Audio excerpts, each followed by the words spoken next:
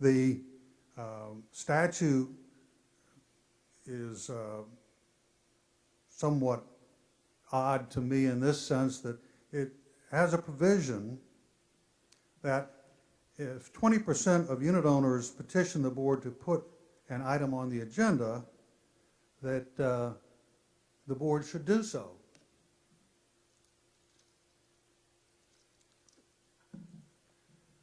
My thought is if 20% of the members of your association are getting so organized that they're putting something on the agenda, the board is in real trouble. If they can get, you only need 20% to vote, and if they get 20% to put something on the agenda, then you're well on your way to getting 50% to recall your board.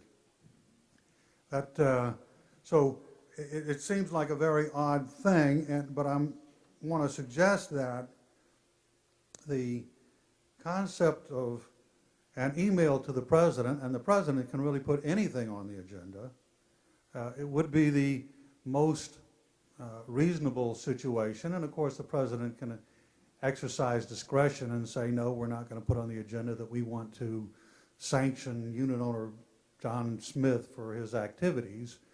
Those sorts of things would be improper. But on the other hand, there are a lot of considerations that, you know, people just want to know. Why are we spending this money with this particular contractor? Why, you know, are we doing this, that, or the other? And that brings me to one other point, and it's sort of the putting things on the agenda is an awkward way to have to do things. But on the other hand, many associations are not communicative enough. Now, what do I mean by communicative enough? The ideal to me in the modern trend is the association has a website, and the website puts on it the agenda, it puts on it the minutes of previous meetings, it puts on just news about whatever activities socially or professionally are going on in the association. I recognize, however, that that is still a minority of associations. But anyway, the communication is the most important thing. And so the other issue that comes up is why does a unit owner need to put something on the agenda? There is a provision in the statute for written inquiries. And written inquiries, it says early on in the statute that when a unit owner submits a written inquiry, the board is supposed to answer it within 30 days, or if it needs an attorney, a reasonable period of time. But there is no enforcement of that particular provision. My feeling is that most associations, if it's a reasonable inquiry, are willing to very quickly answer, and a board, even a management company, is willing to say, yes, let's be communicative and avoid a problem just by being communicative on this written inquiry, because there's no need for this to be considered as a board issue. The next important board issue is the concept of suspension of voting rights of unit owners for non-payment of fees owed to the association. And again, this is a relatively recent development, but the guidelines through arbitration cases with the division have held that in order to suspend someone's voting rights, first of all, the association must give notice to that individual, you are in arrears so much at this time. And supposedly once they're 90 days in arrears, you can state that. There's a dispute as to whether the 90 days is they've gone 90 days without ever being current, or there is an amount that is 90 days in arrears right now, and they've been continuously in arrears for that for 90 days. But in any event, once the notice is given, then you must also give notice that there will be a meeting at which the board will vote to suspend voting rights, and including that individual. Then further, after the voting rights have been specifically suspended, you must give notice to the unit owner after the meeting and say your voting rights were suspended and that person cannot vote until they later on pay all past due assessments. Now, the tricky part of this that comes up is attorneys are very loath to publish names of debtors, and it violates the federal debtor collection practice laws. So you have to be somewhat creative, and my suggestion is that what you can do is in the agenda item, you state that we're going to suspend voting rights, and you can actually list the names, the unit numbers, but not the names of the individuals. And then on the minutes, you can say we've suspended the voting rights of these unit numbers. After that, you must notify the individuals directly, yes, you've been suspended. But again, it's something that, remember, the board can't vote on something unless it's on the agenda, and it can't vote on just a general agenda item that says that, suspend voting rights, boom, that's it. It's nothing else. The prepared remarks that I've had basically end at that.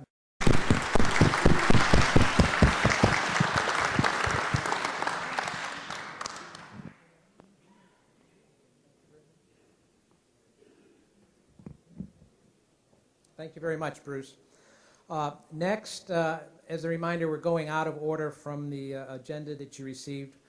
We have our CPAs, and I'd like to introduce Timothy Gruters. Timothy is a certified public accountant with Shinn and Company, has over 10 years experience. Tim graduated from the University of Florida, a Leadership Sarasota graduate in 2011. Tim is a member of the Sarasota Young Professionals, co-chair of the Youth Leadership Program, and Leadership Sarasota Board Member. We also have Garrett Shinn. Garrett's a certified public accountant. He's a firm principal with Shinn and Company. Garrett graduated from the University of South Florida and is a member of the American Institute of Certified Public Accountants and the Florida Institute of Certified Public Accountants. Garrett is also a member of the Board of Advisors, Lakewood Ranch Community Fund, the Board of Directors, We Care Manatee, co-chair Florida Finance Alliance, plus many other community organizations. Let's give a big welcome to our CPAs.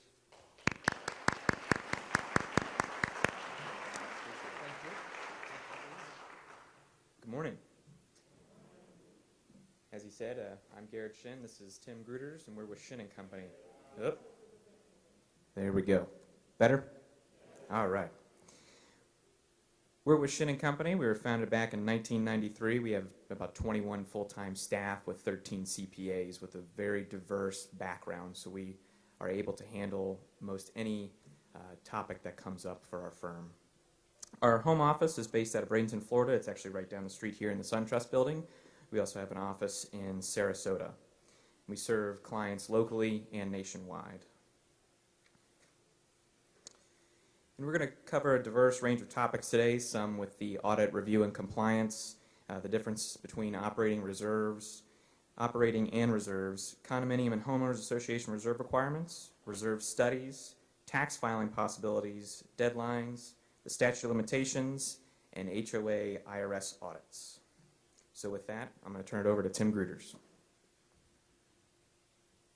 So I'm going to talk mostly about the auditing piece, and Garrett's going to talk about the tax portion of it. So the first thing you probably should know is what level of service is your association required to have. So it's based on total revenues, and there's cutoffs at certain levels. The cutoffs are $150,000, and that's, you need anything less than total revenues of $150,000. You need a cash receipts and expenditures report, which doesn't require a CPA. Anything under $300,000 is a compilation. Anything under $500,000 is a review, and anything $500,000 or more is an audit. Kind of wanted to talk about the different levels of service and what that involves from an association's point of view and what kind of assurance you can get. So a compilation is basically, you give us the numbers, we put it on the financial statements. We look for glaring errors But assuming there's no glaring errors, it's basically just your numbers. There's no assurance given, so that obviously is the least expensive piece for an association to get a compilation.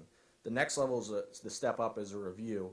You have limited assurance when you get a review, and basically from an auditing perspective, what that involves is you give us your numbers. We do a lot of analytical comparison to prior year. We do financial ratios, and then we inquire of the management, and we inquire of board members and kind of see where you're at. And again, if there's anything that's glaring, we'll make the adjustments and we'll correct it and go from there. And like I said, that's a limited assurance. That's going to be a little bit more than a compilation, but less than an audit.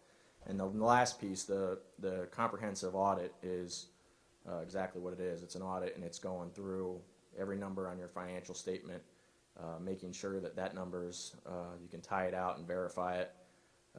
That's going to cost obviously the most from a cost perspective, but you get the most assurance. You get limited assurance that there's obviously no material misstatements on your financial statements. Next thing I want to talk about is the operating or reserve expenses. So the reserve funds are created to replenish, restore, or replace common elements, that being roofing, parking lot, swimming pools, major expenditures that have long lives. The primary purpose of having the reserve fund is to spread the cost of the major expenditures over the lives of the assets to be maintained or replaced. So, and that's in order to avoid the large annual assessment increases or special assessments during the year. The operating expenses are more common day-to-day expenses, management fees, insurance, landscaping. So those are just the difference in that. Then I want to talk about the difference in reserve requirements for condominiums versus homeowners associations. They do have different requirements. So on the condominium reserve requirements, you can look at state statute section 718 is where you can find most of the information. But the reserves are required, and they're reserves for deferred maintenance less frequently than yearly to maintain an asset's useful life, and capital expenditures are required for certain building components. Now, membership, the board, the membership of the association can vote annually to waive or to reduce the reserve funding, but unless that's done, unless it's waived, you must reserve funds for roof replacement, building, painting, and pavement resurfacing, as well as any item for which replacement or deferred maintenance costs exceed $10,000. And so how did you come up with how much you have to reserve for each item? Well, it's computed by a formula that takes the estimated cost and divides it by the remaining useful life. Generally, you got to have that reserve study performed once every 3 years, so you know that if you have a building roof, you have the engineers come out and say that this is only going to last you an extra 5 more years, and you better start getting those reserve requirements. For the homeowners association requirements, it's a lot different. They're actually not required unless the homeowners association governing docs call for the study, or back when the developer first built the association, if they established the reserve accounts, then it's actually required. But once the association provides for reserves in the budget, the association shall thereafter determine and maintain reserves. So once you go down that path, you're in for the homeowners associations. The funding formula for that is based on a separate analysis of each of the required assets. So generally the reserve study for that is performed as often as the governing documents say you have to have that study. So they're a little different there. So with that, I'm going to pass it over to the tax guy, Mr. Garrett.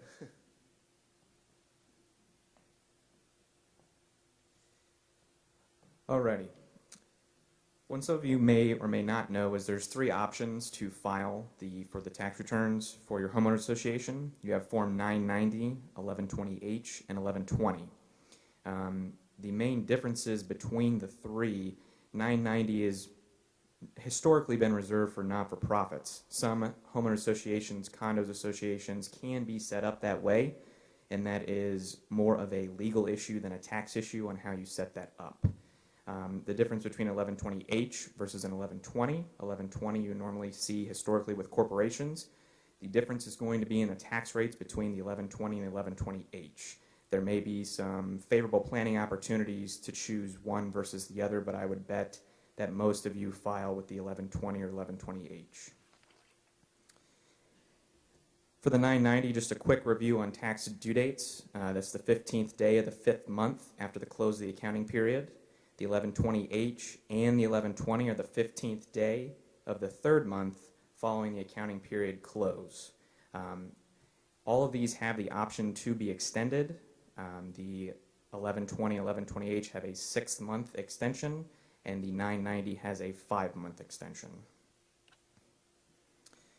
The tax rates for each 990 is basically an information return. There's going to be normally no tax due unless you have UBTI, that's unrelated business taxable income, in excess of $1,000.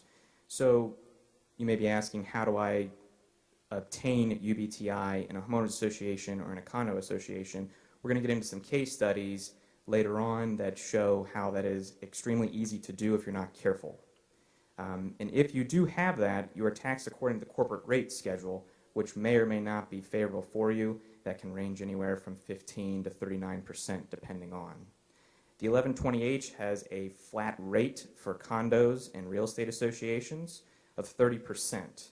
Now, where you're going to see the difference here with the 1120 is you have a range of 15 to 39. So if you're in one of the lower income tax brackets, you may want to look at filing 1120 versus 1120H.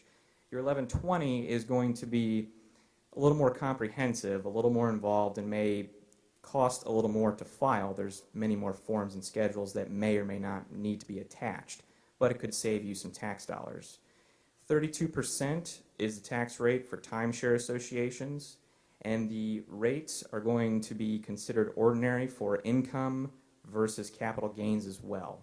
So when you're looking at your 1040, you see normally two different rates. You have an ordinary income rate, and then your capital gains can be taxed at a lower rate.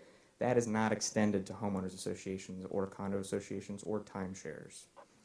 And like I said earlier, the 1120, your tax rates are 15 to 39, depending on your tax bracket.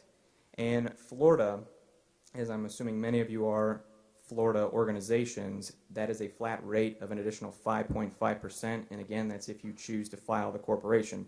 So that is a consideration you will have to take into account if you decide to go the 1120 avenue. The statute of limitations is also an interesting area here. The 1120H is what I really want to focus on. There's a lot of nuances in order to qualify to file the 1120H. That is an annual election that is made each year. And if you miss it, you lose it. So it is very important to stay on top of it. Now, you have the option to make that election at the due date of the return plus extensions. So potentially, if you're on a calendar year, that's March 15th in a couple weeks. And then you can file an extension with the 1120H that brings it out to September 15th. And that annual election consists of 60% of the annual gross income must consist of the exempt function income as defined by the IRS. Some quick examples are membership dues and fees and or assessments. And on the other side of that, we have expenses, which you can deduct against the income. And again here, 90% of the expenses must consist from a qualified expense category as defined by the IRS. And some quick examples of that are going to be your building maintenance, your regular common area maintenance, management property expenses if you pay them a fee, etc.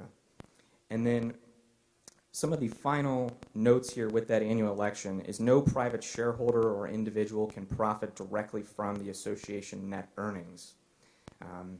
That is going to be a non-business purpose. So if there's any kickbacks, things of that nature that are not direct expenses, that's where you can get into trouble and blow up the election. And again, you must file by the due date of the return plus extensions. And you lose the right to file. And we'll get into why that's so important here later. The penalties that are associated with if you miss a 990 on the filing date, that's 5% of the gross receipts. So whatever you took in gross, you are subject to a potential 5% penalty with a maximum of $10,000 for the year. The organizations with in excess of $1 million, that is $100 per day with a maximum of $50,000. When we look at the 1120Hs, the late filing penalty is going to be 5% of the unpaid tax per month, up to a 25% maximum of the tax due. And that is 135 minimum per day if over 60 days late. So it is important to stay on top of these due dates. Make sure you're working closely with your CPA and their firm. There's also a late penalty, so there's a late tax and then there's a late penalty. The penalty is 1% of the unpaid tax per month up to 25%, and there's also interest on top of that that is figured on an annual basis based on the applicable federal rate, and that is established per year. It's historically pretty low. Right now I believe it's running at 0.3%, so it's not that high. But as our economy continues to improve, that rate will continue to move up. And the 1120 penalties and interest follow the same structure as the 1120H. One new development that I would definitely want you all to be aware of is the new FACTA rules. That's the Foreign Account Tax Compliance Act. You may think that this has nothing to do with you, but in essence it's very important because in the last few sections of this act, they have made it to coincide with the 1099 reporting requirements, which could affect your association. And what this basically states is that effective July of 2014, you need to go and get a brand new W-9. And the new W-9s are out there. They were issued, I believe, in August of 2013. Now, normally these are done on an annual basis. You normally get them whatever the beginning of your accounting period is, or at least you should be. That's the best practice. Each year, it's not your responsibility to, technically, it's not your responsibility to know if there is a change in your vendor's status. It is actually their responsibility once you get the initial W-9. The kicker with this is they have said that that rule is no longer applicable. You need to get new W-9s. And in the right-hand corner, not corner, but about halfway down on the right-hand side of the new W-9, there's a whole new section for exempt reporting and foreign reporting. And this is basically asking the vendor to state that A, they're a U.S. company or persons with a U.S. identifying number, and they sign the bottom stating that. So you may say, well, I pay Verizon, for instance, or FP&L for my electric. Do I need to go get make them sign a W-9? Historically, the answer would be no. That they are easily noted as a U.S. company. You don't have to worry about it. If they're a publicly traded company, I would say no, you do not need to go get one. It's up to your judgment. This normally is a pain to do. I believe you should have most of these EINs available. You can look at the EIN. Normally foreign corporations, they start with a 9.8 or a 9.9 in their EIN. But that is not a guaranteed way to look at it. Some of these foreign corporations start out as foreign, and as their owners or the business gravitates more into the U.S., they may obtain U.S. credentials, and the EIN will remain the same. And with that, if you do not get a W-9 that is certifying that they are a U.S. company, you will be required to back up withhold, which is 30%. Now, when you tell your vendor that, you're going to be paying them, in essence, 30% less. It may be incentive for them to go ahead and fill out the W-9. The best way to operate with that is assume foreign unless they can prove that they're U.S. Another way around not obtaining a brand new W-9 is to obtain their articles of organization. I'm sure some of you are familiar with sunbiz.org. That is the Florida company's website where you can look up any company if they are registered in the state of Florida.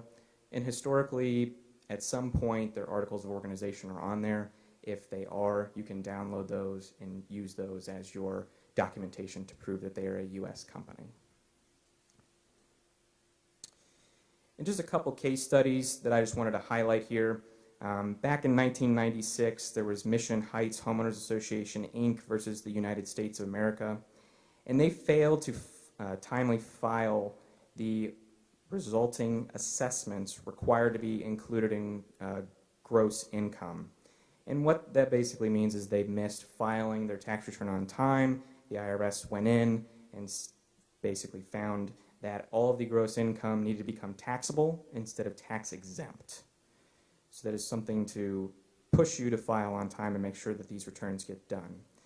Ocean Pines Association, Inc. versus the Commissioner of the Internal Revenue Service. This is a 501c4. This is one of the organizations that files a 990. They received UBTI, which is that unrelated business taxable income, from operating 2 parking lots because the facilities were not available to the general public, and the fee income benefited the private interest of the association members only. So when you're in a 990 situation, it's more or less you need to be looking out for the greater good, and you cannot discriminate, is what the term is used in the IRS, to any one particular group.